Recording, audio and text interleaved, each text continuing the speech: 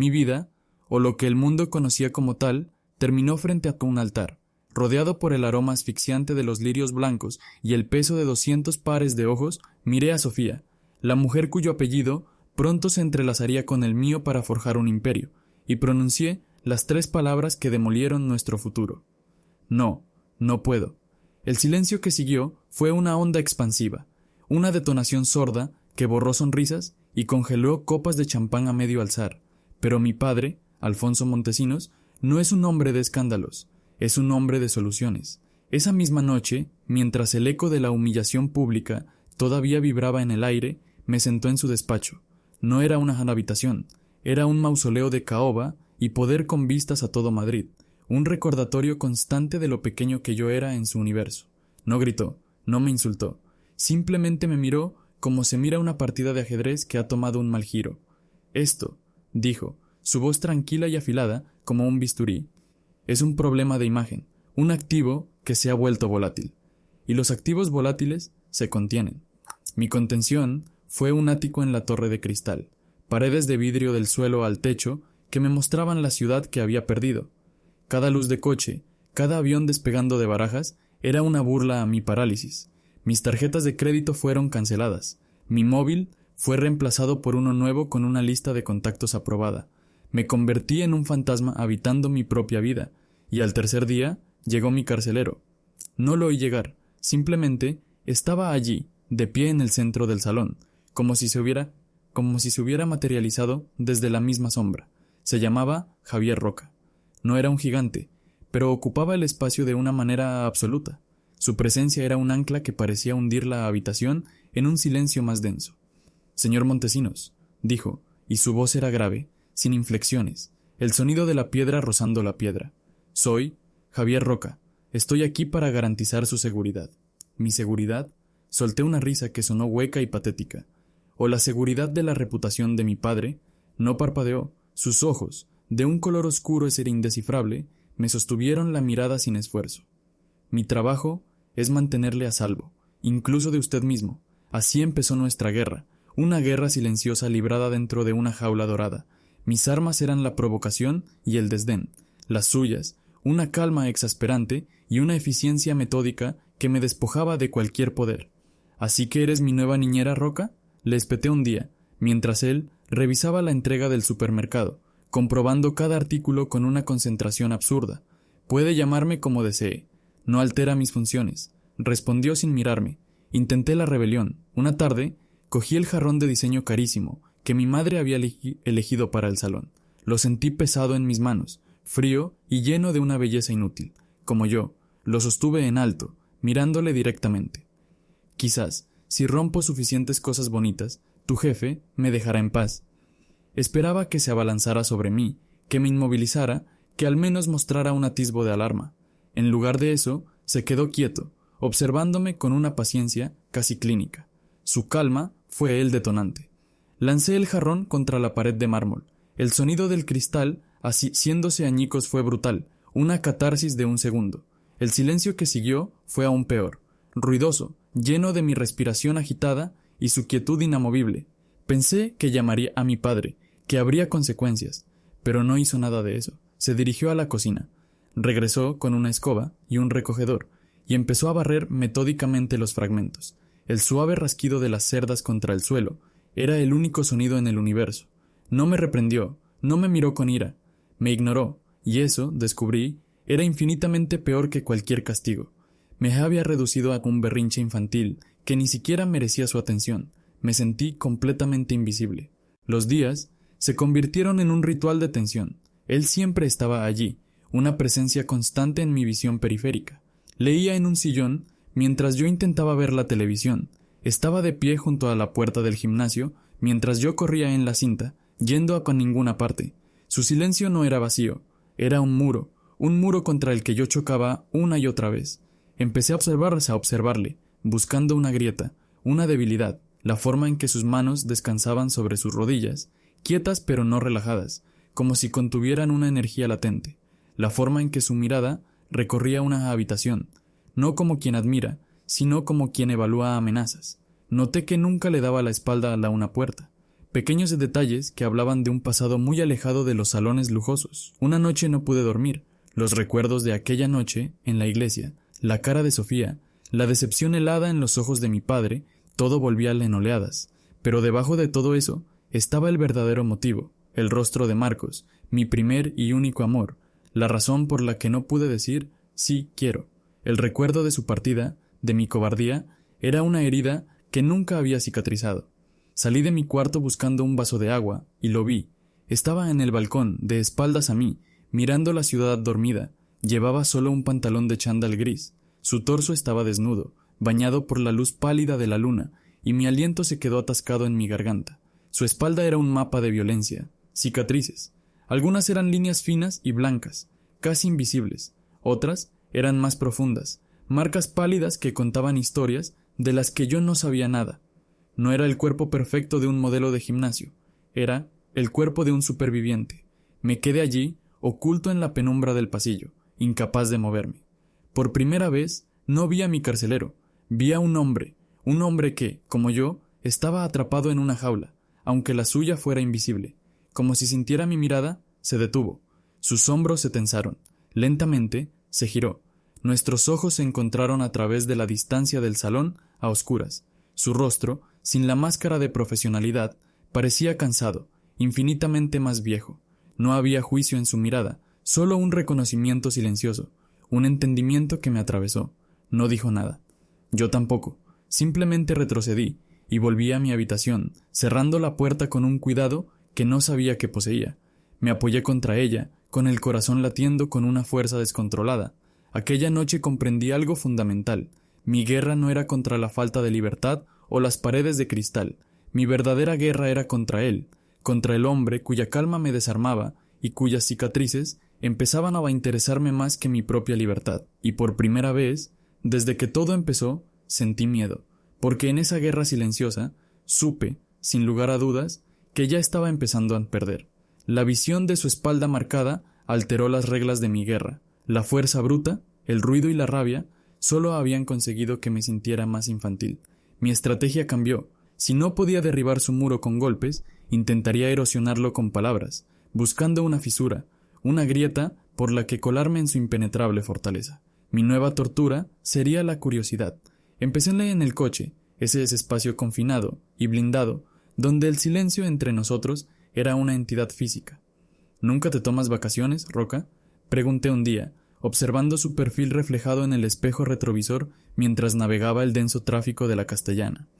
Mi trabajo es supervisar las suyas, señor, respondió, sin desviar la vista del frente. Su uso del señor era un arma, una forma de mantener una distancia profesional, que era, a la vez, una barrera y una sutil burla. No me rendí. Pero tienes una vida fuera de estas paredes, ¿no? Una casa, un perro, alguien que se pregunte si vas a volver por la noche. Hubo una pausa casi imperceptible antes de que respondiera. Tengo lo que necesito. Era exasperante. Sus respuestas eran como puertas de acero que se cerraban justo cuando creías que ibas a poder mirar dentro. Llevé mi asalto a un terreno más personal, más cruel. Una tarde, mi padre me obligó a ir a una de sus reuniones de negocios en un club privado de Serrano. A la salida, pasamos por delante de un escaparate de relojes de lujo. Me detuve. «Espérame fuera», le ordené, con un tono deliberadamente despectivo. «No creo que tu presencia sea apropiada aquí dentro». Quería humillarle. Quería que los transeúntes lo vieran como lo que era. Un empleado, un sirviente. Quería ver una chispa de ira en sus ojos, una señal de que mi estatus aún significaba algo. Pero su reacción fue mi derrota. Simplemente asintió, dio un paso atrás y adoptó una postura de vigilancia junto a la puerta, impasible, como una estatua. Su obediencia era más insultante que cualquier desafío. Dentro de la tienda, bajo la luz brillante y rodeado de objetos que valían más que una vida entera, me sentí ridículo. El vendedor me sonreía con servilismo, pero yo solo podía pensar en el hombre que esperaba afuera, cuya calma me hacía sentir pequeño y transparente. Salí sin comprar nada. El verdadero punto de inflexión, sin embargo, llegó en el lugar más inesperado, el Museo del Prado. Fue otra de las salidas culturales impuestas por mi padre, un intento de proyectar una imagen de normalidad a un mundo que todavía susurraba sobre mi boda fallida. Deambulaba por las salas sin rumbo, sintiéndome tan fuera de lugar como siempre, un prisionero en una excursión vigilada, y entonces me detuve, frente a él, Saturno devorando a su hijo de Goya. La pintura me atrapó, la locura en los ojos del dios, la brutalidad con la que consumía su propia carne, el cuerpo inerte y mutilado del hijo. Sentí un frío glacial recorrerme la espalda. Era una metáfora grotesca y perfecta de mi propia vida, mi padre, consumiendo mi futuro para asegurar su propio legado. Estaba tan absorto que no lo sentí acercarse. Su presencia, a mi lado, fue como un cambio en la presión del aire. No me miró. Miró la pintura. Devora a su hijo por miedo a que éste lo destrone, dijo Javier en voz baja, casi un susurro. Su voz, desprovista de su habitual formalidad, sonó extraña en la quietud de la sala. Era una observación objetiva, la descripción de un mito. Pero entonces añadió algo más. Pero a veces, los hijos tienen que escapar para poder sobrevivir. Esa frase me golpeó con la fuerza de una bofetada. No me estaba mirando hasta mí, pero las palabras eran para mí. Eran un espejo. Por primera vez, no me estaba observando como un objetivo a proteger. Me estaba viendo. Estaba reconociendo la verdad de mi jaula. Por un instante, el muro entre nosotros se desvaneció, y en su lugar apareció un puente frágil y peligroso. No supe qué responder. Cualquier palabra sarcástica o defensiva habría sonado falsa. Así que me quedé en silencio, y por primera vez, el silencio entre nosotros no fue una batalla, sino un espacio compartido. El trayecto de vuelta al ático fue diferente. La tensión había sido reemplazada por algo más pesado, más complejo. Yo miraba por la ventana, pero no veía las calles de Madrid. Veía la locura en los ojos de Saturno, y repasaba las palabras de Javier una y otra vez. Él conducía, sus manos firmes en el volante, su rostro impasible. Pero yo ya no veía a un carcelero. Veía al hombre que había sobrevivido a sus propias batallas, al hombre con cicatrices que entendía, de una forma que nadie más podía, lo que significaba ser devorado. Esa noche, en la soledad de mi habitación, me di cuenta de mi error. Mis intentos de provocarlo, de romperlo, no eran más que un reflejo de mi propio estado. Yo era el que estaba roto, y él, con su calma y su control, me lo había estado mostrando todo el tiempo. La guerra no era contra él, nunca lo había sido. El muro que intentaba derribar no era el suyo, era un espejo, y lo que veía en él me aterrorizaba y me fascinaba a partes iguales. La guerra no había terminado, pero el enemigo había cambiado de rostro. Ahora se parecía demasiado al mío. El día que todo cambió, no empezó con un grito ni con un jarrón roto, sino con un silencio. Conducíamos por Malasaña, un laberinto de calles estrechas que mi padre detestaba y que, por eso mismo, yo había frecuentado en otra vida. Javier conducía con su habitual concentración, ajeno al territorio hostil que representaba para el apellido Montesinos. Entonces la vi, una pequeña plazoleta, casi un ensanchamiento de la calle, con un par de bancos de piedra y un árbol solitario. No era nada especial, un rincón olvidado de Madrid que no aparecería en ninguna guía turística, pero para mí era un santuario y una tumba. Fue allí, en uno de esos bancos, donde Marcos y yo habíamos compartido una botella de vino barato y habíamos hecho planes para un futuro que nunca existiría. Sentí su risa en el aire, el calor de su mano en la mía. El recuerdo fue tan vívido, tan real, que dolió físicamente, como si un fantasma me hubiera atravesado el pecho. Dejé de respirar. El aire en el coche blindado de repente se volvió denso, irrespirable. Mi mandíbula se tensó hasta el punto del dolor, luchando por contener una emoción que amenazaba con ahogarme. Javier lo notó, no sé cómo, pero lo hizo. Su mirada se desvió un instante de la carretera hacia mí. No preguntó nada, simplemente noté un cambio sutil en la forma en que sujetaba el volante. «Sigue conduciendo, Roca», dije, mi voz un áspero susurro. Era una orden, un intento desesperado de reafirmar un control que había perdido por completo. Obedeció. El resto del trayecto de vuelta al ático transcurrió en el silencio más pesado que jamás habíamos compartido. Era un silencio cargado de lo no dicho, de la historia que se había asomado por la ventanilla del coche y que ahora viajaba con nosotros. Al llegar, entré directamente al salón y me serví un whisky. Doble, sin hielo. Mis manos temblaban ligeramente. Necesitaba el ardor del alcohol en mi garganta para quemar el nudo que se había formado allí. Me lo bebí de un trago y me serví otro. Javier se quedó de pie en el umbral, observándome. Su quietud ya no era una estrategia, era una pregunta. «¿Quieres unirte a la fiesta?», le espeté. levantando el vaso. O quizás deberías llamar a mi padre para informarle de que su activo defectuoso está mostrando signos de inestabilidad emocional. Él no se movió. Eso no va a ayudar, dijo, y sus palabras, pronunciadas en un tono bajo y tranquilo, cruzaron la línea invisible de su deber. Ya no era mi guardián, era un hombre opinando sobre mis demonios. Fue la chispa que incendió la pólvora. ¿Tú qué coño sabes?, grité, girándome para encararlo. El vaso se estrelló contra el suelo, derramando el líquido ambarino sobre la alfombra impoluta. No sabes absolutamente nada, nada de lo que es estar atrapado aquí, de lo que es tener que borrar cada parte de ti mismo para encajar en un puto molde. Para ti solo soy un trabajo, un paquete que entregar, un mueble más que ha puesto mi padre en su colección. Descargué sobre él toda la frustración, todo el dolor por Marcos, toda la vergüenza por mi propia cobardía. Quería herirle, hacerle retroceder, forzarle a volver a ser la sombra silenciosa que yo podía odiar sin complicaciones. Pero Javier no retrocedió. Absorbió cada palabra, su rostro una máscara de calma. Cuando terminé, con la respiración entrecortada y el eco de mis propios gritos resonando en la sala, esperé la llamada a mi padre, la amenaza, el agarre firme en mi brazo. En lugar de eso habló. Sé lo que es mirar un lugar y que duela más que una herida de bala, dijo, su voz resonando en el silencio. Sé lo que es que un recuerdo te embosque en mitad del día y te deje sin aire. No te atrevas, deshice, no te atrevas a compararte conmigo. Dio un paso hacia la luz. No me comparo, te digo lo que sé. Perdí a alguien, se llamaba Daniel. La forma en que pronunció el nombre, con un cuidado casi reverencial, me silenció. No murió en una cama de hospital. Murió a mi lado, en una guerra que nadie llamaba guerra, en un país del que nadie quería oír hablar. Y durante años, cada vez que cerraba los ojos estaba allí. Veía su rostro, oía su voz. El duelo no pide permiso a Adrián, simplemente llega y te parte en dos. No le importa si llevas un traje de 1000 euros o un uniforme militar. Me llamó Adrián, por primera vez. El señor y el Montesinos habían desaparecido, pulverizados por la confesión. El mundo se detuvo. El lujoso salón, la vista de Madrid, todo se desvaneció.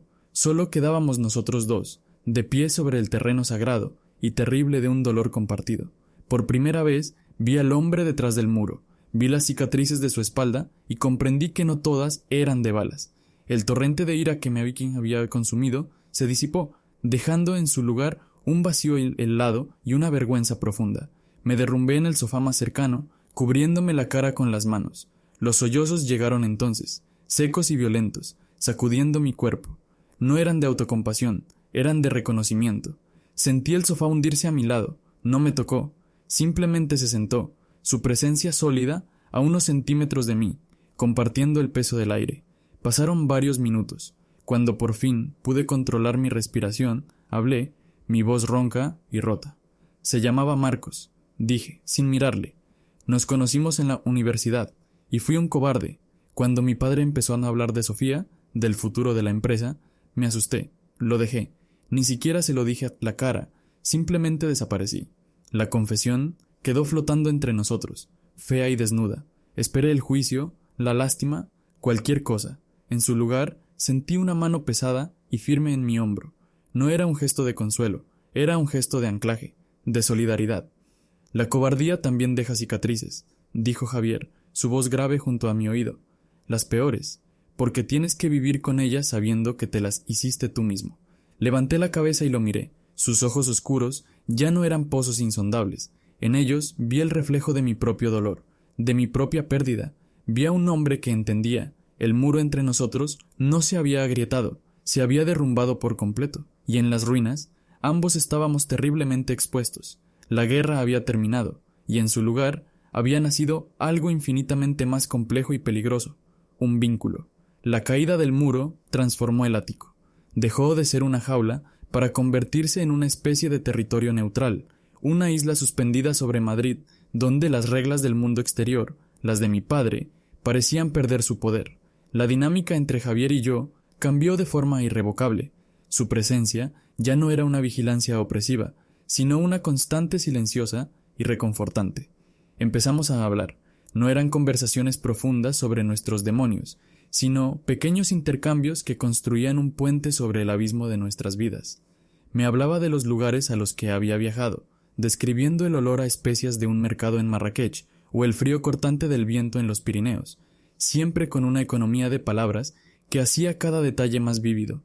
Yo, a mi vez, le hablaba de los libros que leía, de la música que escuchaba, fragmentos de un yo que había mantenido oculto bajo capas de cinismo.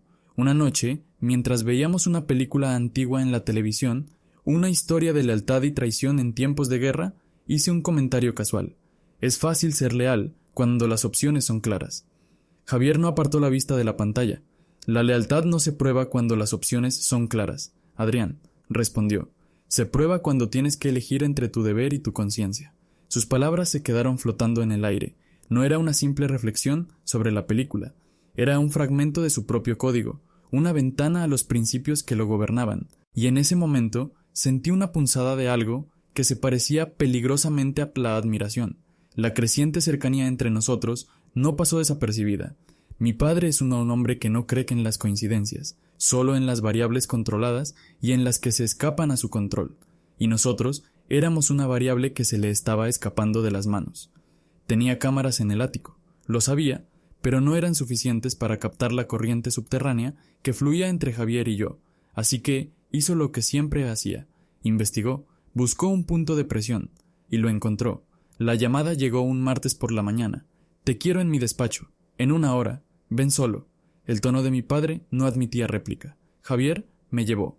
Durante el trayecto, el silencio en el coche volvió a ser el de antes, tenso y cargado de un mal presagio. Antes de bajar, me volví hacia él. Pase lo que pase ahí dentro, empecé a decir, sin saber muy bien cómo terminar la frase. Él me sostuvo la mirada. Yo estaré aquí cuando salgas, dijo. No era una promesa de un empleado, era el juramento de un aliado. El despacho de mi padre parecía más frío que nunca. Estaba de pie junto al ventanal, una silueta oscura contra la luz de la mañana. No me ofreció asiento. He sido demasiado blando contigo, comenzó, su voz tranquila ocultando una furia helada. Pensé que el aislamiento te haría entrar en razón. Veo que solo te ha dado tiempo para encontrar nuevas formas de decepcionarme. Puso una carpeta sobre la inmensa mesa de caoba. La deslizó hacia mí. La abrí con un nudo en el estómago. Dentro no había informes financieros ni contratos. Había fotografías. Javier, más joven, con uniforme militar, riendo junto a otro hombre. Un informe oficial, lleno de palabras tachadas y frases burocráticas. Y un recorte de periódico de una pequeña publicación local. Trágico accidente en maniobras militares. Javier Roca, dijo mi padre, saboreando el nombre como si fuera veneno. Un soldado condecorado, un hombre de principios, o eso parece. Pero si cavas un poco, siempre encuentras la verdad. Señaló una de las fotos. Daniel Villa, su compañero de unidad, y según mis fuentes, mucho más que eso. Murieron 2 hombres en ese supuesto accidente. El informe oficial habla de fuego amigo. Un error trágico. Pero los rumores cuentan otra historia. Una discusión, celos, una reacción desproporcionada. A Roca lo apartaron. No podían probar nada, pero la mancha ya estaba ahí. Lo enterraron en el servicio, le dieron una baja con honores manchados y se aseguraron de que nunca más volviera a un puesto de responsabilidad. Sentí que el suelo se abría bajo mis pies. Mi padre no solo había desenterrado el mayor dolor de Javier, sino que lo había retorcido, convirtiéndolo en un arma sucia. Es un hombre roto, Adrián, un paria, y tú te estás aferrando a él como un niño a un peluche, continuó, su voz bajando en un siseo venenoso. Esto se acaba. Hoy. Me expuso sus términos con una claridad brutal. Volvería a mi vida de antes. Haría una declaración pública pidiendo disculpas a Sofía y a su familia, achacando mi comportamiento a una crisis personal. Retomaría mi puesto en la empresa. Me convertiría, en definitiva, en el hijo que él esperaba. ¿Y si no lo hago?, pregunté, mi voz apenas un hilo. La sonrisa de mi padre fue lo más aterrador que había visto en mi vida. Si no lo haces, esta carpeta llegará a ciertos periodistas que me deben favores. La historia del héroe de guerra atormentado, que quizás no es tan héroe. La historia de una relación inapropiada que terminó en tragedia. Destrozaré lo poco que le queda de reputación. Me aseguraré de que no vuelvan a encontrar trabajo, ni como guardia de seguridad en un supermercado. Lo convertiré en un apestado, igual que tú te estás convirtiendo en uno. Era jaque mate. Había encontrado mi punto débil, y no era yo, era Javier. Había usado mi propio sentimiento, esa conexión que apenas empezaba a nacer, para ponerme una soga al cuello. Si lo desafiaba, lo destruiría a él. Si obedecía, me destruiría a mí mismo. Salí del despacho sintiéndome vacío, como si me hubieran extirpado algo vital. Subí al coche. Javier estaba allí, esperándome, tal y como había prometido. Me miró y supo que algo se había roto. Su rostro, normalmente impasible, mostró un atisbo de preocupación. «Adrián, ¿qué ha pasado?» No pude mirarlo. Miré por la ventana hacia la ciudad que se movía, indiferente a la ruina de mi mundo. «Llévame a casa, Roca», dije, y la palabra casa sonó como una burla. El señor no había vuelto, pero el Adrián, que había entrado en ese despacho, ya no existía. En su lugar había un cobarde. De nuevo, mi padre no me había puesto en una jaula, me había obligado a construir la mía propia, y la cerradura era la seguridad del único hombre que había conseguido ver más allá de sus barrotes. La noche que siguió a la reunión con mi padre fue la más larga de mi vida. El ático, que se había convertido en un refugio, volvió a ser una prisión, pero esta vez los barrotes eran invisibles, forjados con el miedo y la culpa. Cada rincón silencioso gritaba la elección imposible que tenía que hacer. Javier lo sabía. No le conté los detalles del chantaje de mi padre. No podía. La vergüenza era una mordaza. Pero él percibía el cambio. La camaradería frágil que habíamos construido se había evaporado, reemplazada por una distancia helada que yo mismo imponía. Evitaba su mirada, respondía a sus preguntas con monosílabos. Él, a su vez, volvió a ser la sombra profesional del principio, pero ahora su silencio no era una barrera, sino una herida abierta. Veía en sus ojos una confusión dolida que era peor que cualquier acusación. Creía que yo lo estaba rechazando, que todo lo que habíamos compartido no había significado nada, y yo dejaba que lo creyera, porque la verdad era demasiado peligrosa para ambos. Me senté en el balcón, el mismo donde lo había visto por primera vez sin su armadura, y contemplé las luces de Madrid. Eran las luces de mi legado, de mi herencia, de mi jaula. Podía tener todo eso, solo tenía que sacrificar una cosa, mi alma, y, en el proceso, el honor de un hombre que ya había perdido demasiado. Mi padre contaba con mi cobardía. Ya me había funcionado una vez con Marcos. Asumía que volvería a funcionar, que el miedo a perder mi estatus sería más fuerte que cualquier otra cosa. Y mientras el amanecer teñía de gris el cielo, casi le di la razón. ¿Quién era yo para desafiar a Alfonso Montesinos? ¿Quién era yo para creer que podía tener algo real, algo que no estuviera comprado o arreglado? Entonces, recordé las palabras de Javier frente al cuadro de Goya. A veces, los hijos tienen que escapar para poder sobrevivir. Y su otra frase, la que me había anclado en mi peor momento: la cobardía también deja cicatrices. Ya tenía suficientes de esas. Tomé una decisión. No fue un acto de valentía heroica, sino un acto de pura supervivencia. El instinto de un animal atrapado, que finalmente decide morder la trampa, aunque le cueste una pata. Por la mañana, cuando Javier entró en el salón para comenzar su turno, me encontró esperándole. Llevaba una pequeña maleta de viaje a mi lado, la única cosa que había empacado. «Llévame a ver a mi padre», le dije. Mi voz era firme, desprovista de la duda que me había carcomido durante toda la noche. Él asintió, su rostro inescrutable. El trayecto fue en un silencio absoluto, cada uno perdido en sus pensamientos. Cuando llegamos al edificio de la empresa, antes de que pudiera bajar, me giré hacia él. «Gracias, Javier», le dije. Me miró, confundido por la finalidad en mi tono. «¿Por qué?» «Por mostrarme cómo es un hombre de verdad». Sin darle tiempo a responder, bajé del coche. Le dije que esperara. Él no podía saber que esa era la última orden que le daría. Entré en el despacho de mi padre sin llamar. Estaba al teléfono, cerrando algún trato multimillonario. Al verme, colgó con una sonrisa de suficiencia. Creía que había ganado. «Veo que has tomado la decisión correcta, hijo». «Sí», respondí, acercándome hacia su mesa. «La he tomado». Saqué de mi bolsillo la tarjeta de crédito corporativa, las llaves del ático y el móvil que me había dado. Los puse sobre la madera pulida. «Te devuelvo tus cosas». Su sonrisa se desvaneció. «¿Qué significa esto?» «Significa que se acabó. Renuncio. A la empresa, al dinero, al apellido, a todo. Puedes quedarte con tu imperio. Yo elijo mi vida». Se levantó, su rostro enrojeciendo de ira. «No tienes nada. No eres nadie sin mí». «Puede ser», admití, sintiendo una extraña ligereza, la de quien ya no tiene nada que perder. «Pero prefiero ser un nadie libre que un alguien encadenado. Y una cosa más. Si se te ocurre tocarle un pelo a Javier, Si filtras la más mínima mentira sobre él, te juro que usaré el resto de mi vida para contarle al mundo quién es de verdad Alfonso Montesinos. No tengo tu poder, pero ya no tengo tu miedo, y eso me hace más peligroso de lo que crees. Por primera vez en mi vida, vi duda en sus ojos. Vio que no estaba faroleando, vio que el hijo que había intentado devorar finalmente había escapado de la jaula. Salí de su despacho y del edificio sin mirar atrás. El aire de la calle nunca me había parecido tan fresco. Javier seguía allí, apoyado en el coche, esperándome. Su rostro era una mezcla de tensión y expectación. Caminé hacia él, no hacia la puerta trasera del pasajero, sino hacia él. ¿Nos vamos?, preguntó, asumiendo que nuestro destino era el ático. Yo sí, respondí. Tú eres libre, mi padre ya no te paga, ya no tienes que protegerme. Se quedó quieto, procesando mis palabras. Vi cómo la comprensión amanecía en su rostro, seguida de una profunda tristeza. Pensó que lo estaba despidiendo, que lo estaba abandonando después de todo. Entiendo, dijo, su voz ronca. Mucha suerte, Adrián. Se dio la vuelta, dispuesto a marcharse, a desaparecer de mi vida como una sombra. Javier, espera, lo llamé. Se detuvo, pero no se giró. No he terminado.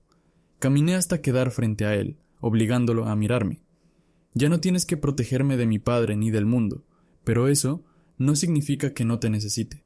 El corazón me latía con una fuerza desbocada. Era el salto al vacío definitivo. No tengo nada que ofrecerte, continué, mi voz temblando ligeramente. No tengo dinero, ni un ático con vistas, ni un apellido que abra puertas. Solo tengo esto, lo que soy, y no quiero serlo solo. Sus ojos oscuros buscaron los míos, escudriñándome, buscando la verdad. Vio mi miedo, mi incertidumbre, pero también vio mi determinación. Vio que la elección estaba hecha. Lentamente, como si temiera que el momento pudiera romperse, levantó una mano y la posó en mi mejilla. Su tacto era cálido, áspero por los callos de una vida de lucha. No fue un gesto apasionado, sino uno de afirmación, de reconocimiento. «Lo que eres», susurró, su voz cargada de una emoción que nunca antes le había oído. «Es más que suficiente». Una sonrisa, la primera sonrisa auténtica y libre que le había visto nunca, se dibujó en sus labios. «¿A dónde vamos?», preguntó. Miré la calle que se extendía ante nosotros, un camino hacia un futuro incierto y sin guión. Metí mi mano en la suya, sintiendo la fuerza de su agarre. «A un lugar», respondí, devolviéndole la sonrisa, «donde podamos respirar».